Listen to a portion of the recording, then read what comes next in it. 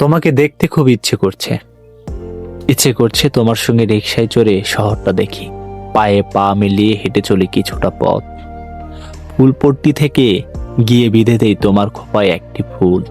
বড্ড ইচ্ছে করছে তোমার কাজল কালো চোখে তাকিয়ে চায়ের কাপে দেই চুমুক, নিবিড় আলিঙ্গন করি।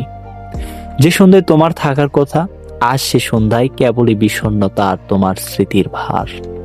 দেখো আকাশে কি চমৎকার চাঁদ উঠেছে, চাঁদের আলো ছড়িয়েছে, তাই পৃথিবীও হাসছে।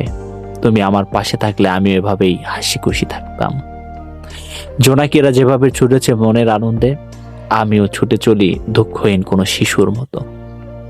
জানো কতরি, এমন জ্যোৎস্না মাখা রাতে তোমাকে কবিতা পড়ে শোনাতে খুব ইচ্ছে করে। তুমি কি শুনবে? শুনতে চাইলেও তোমাকে শোনানোর মতো কোনো মাধ্যম আমার কাছে নেই, শুধুমাত্র চিঠি ছাড়া। তাই চিঠিতেই বলি, তুমি কি আমার এক ফালি চাঁদ হবে, নিকশ কালো আধারে আমাকে আলোকিত করার, নাকি জ্যৈষ্ঠের অসহ্য গরমে লিলুয়া বাতাস হবে আমার ভেজা ঘাসের বুকে জমা সেই শিশির বিন্দু? তুমি কি হবে না কুতুরি? যদি তুমি হও তবে আমি হব পৃথিবীর সবচেয়ে সুখী মানুষ।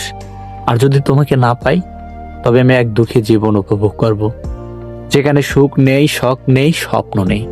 তোমার শূন্যতা নিয়ে বাঁচা বড়ই কঠিন আমার জন্য। তাই তুমি আমাকে কখনো শূন্যতা উপহার দিও না।